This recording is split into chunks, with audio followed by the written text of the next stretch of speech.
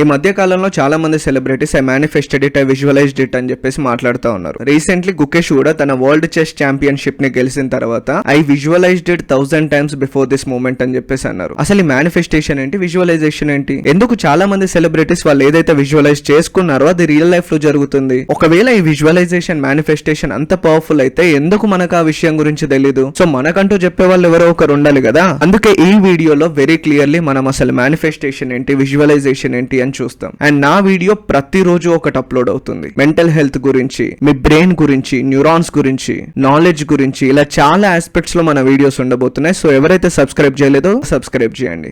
So matter లోకి వెళ్తే manifestation గురించి మీకు తెలియాలి అంటే ఫస్ట్ ఆఫ్ ఆల్ మీకు మీ బ్రెయిన్ గురించి తెలియాలి. మన బ్రెయిన్ కి ఏది ఫిక్షనల్ ఏది రియాలిటీ అని తెలియదు. అంటే నిజం లైఫ్ లో ఏది జరుగుతుంది, ఇమాజినేషన్ లో ఏది జరుగుతుంది అని అది కనిపెట్టలేదు. ఎప్పుడైతే మనం పడుకుంటామో పడుకున్న తర్వాత మన కాన్షియస్ మైండ్ అనేది డీయాక్టివేట్ అవుతూ సబ్ కాన్షియస్ మైండ్ అనేది యాక్టివేట్ అవుతుంది. ఈ సబ్ కాన్షియస్ మైండ్ అనేది ఏంటి? సబ్ కాన్షియస్ మైండ్ లో మన లైఫ్ కి ఏదైతే ఇంపార్టెంట్ అనుకున్న డేటా ఉందో ఆ డేటా స్టోర్ అయి ఉంటుంది. ఫర్ ఎగ్జాంపుల్ ఇప్పుడు మనకు బ్రీతింగ్ అనేది ఇంపార్టెంట్, అది లేకుండా మనం సర్వైవ్ అవ్వలేం. సో బ్రీతింగ్ అనే డేటా సబ్ కాన్షియస్ మైండ్ లో స్టోర్ అయి ఉంటుంది. సో మనం కాన్షియస్లీ అవేర్ గా ఉన్నా లేకపోయినా మనం బ్రీత్ తీసుకుంటూనే ఉంటాం. మనకి ఇప్పుడు హార్ట్ బ్లడ్ పంప్ చేయడం అనేది ఇంపార్టెంట్, ఈ డేటా సబ్ కాన్షియస్ మైండ్ లో స్టోర్ అయి ఉంటుంది. సో మనం కాన్సన్ట్రేషన్ పెట్టినా పెట్టకపోయినా హార్ట్ అనేది బ్లడ్ ని పంప్ చేస్తూనే ఉంటుంది. ఎట్ ద సేమ్ టైం మనం రియల్ లైఫ్ లో దేన్నైతే రిపీటెడ్ గా చేస్తున్నామో ఆ డేటాని కూడా సబ్ కాన్షియస్ మైండ్ స్టోర్ చేసుకుంటది. బికాస్ అన్నిసార్లు మనం రిపీటెడ్ గా చేయడం వల్ల అది మన లైఫ్ కి చాలా ఇంపార్టెంట్ ఏమో అని చెప్పేసి బ్రెయిన్ ఆ డేటాని పంపిస్తుంది. ఐదర్ అది గుడ్ డేటా అయినా బ్యాడ్ డేటా అయినా. సో ఇప్పుడు సబ్ కాన్షియస్ మైండ్ అంటే ఏంటో తెలిసింది కాబట్టి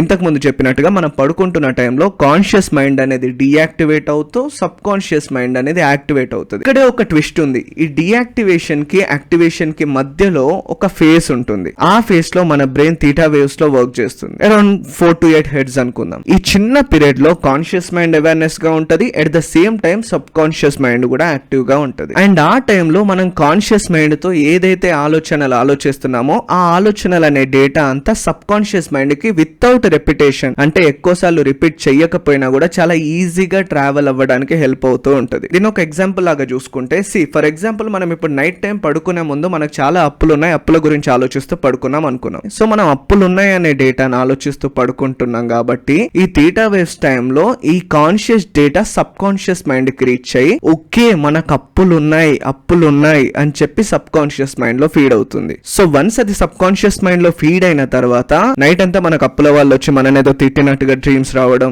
లేదా మన లైఫ్ అంతా కొలాప్స్ అయినట్టు డ్రీమ్స్ రావడం, లేదా ఏదేదో పీడకలలు రావడం, ఇలాంటివన్నీ జరుగుతుంటాయి. ఎందుకు అంటే కాన్షియస్ మైండ్ నుంచి డేటా సబ్ కాన్షియస్ మైండ్ లో స్టోర్ అయింది అండ్ నైట్ అంతా సబ్ కాన్షియస్ మైండ్ యాక్టివేటెడ్ గా ఉంటుంది. కాబట్టి పొద్దున్నే లేచిన వెంటనే మనకు అప్పులు ఉన్నాయి అన్న టెన్షన్ ఇస్తుంది తప్ప అప్పుల నుండి ఎలా బయటకు రావాలి అన్న ఇన్ఫర్మేషన్ ఇవ్వదు. సో దాని వల్ల మళ్ళీ మనకు డే అంతా కూడా చాలా మూడీగా ఉంటది, చాలా అప్సెట్ లోనే ఉంటాం, ఏం చేయాలో అర్థం కాదు, ఆ లైఫ్ అంతా అలానే కంటిన్యూ అయిపోతుంది. It's bloody loop. ఇలా కాకుండా విజువలైజేషన్ అనేది ఏంటి అంటే నైట్ అదే పడుకున్న టైంలో మనం లైఫ్ లో చాలా సక్సెస్ఫుల్ పర్సన్ అయినట్టు, ఆల్రెడీ మన దగ్గర ఒక మంచి కార్ ఉండి ఆ కార్ లో తిరుగుతున్నట్టు, మనం ఒక పెద్ద ఇల్లును కొన్నట్టు, ఆ ఇంట్లో ఉంటున్నట్టు విజువలైజ్ చేస్తూ పడుకుంటే ఆ టైం ఫ్రేమ్ లో ఈ కాన్షియస్ డేటా అంతా సబ్ కాన్షియస్ మైండ్ లో స్టోర్ అవుతుంది. సో సబ్ కాన్షియస్ మైండ్ లోకి స్టోర్ అయ్యేసరికి రాత్రంతా మనకి మంచి డ్రీమ్స్ అది ప్రొవైడ్ చేస్తుంది. మనం రిచ్ అయినట్టుగా, లేదా మంచి కార్ లో తిరుగుతున్నట్టు, లేదా ఇల్లు కొన్నట్టు, ఇలాంటి డేటానే డ్రీమ్స్ లాగా అది ఇస్తుంది. అండ్ పొద్దున్న లేవంగానే నైట్ అంతా మనం సక్సెస్ఫుల్ పర్సన్ లాగా ఉన్న డేటా అది స్టోర్ చేసుకుని థింక్ చేసింది కాబట్టి చాలా పాజిటివ్ గా డేని స్టార్ట్ చేసి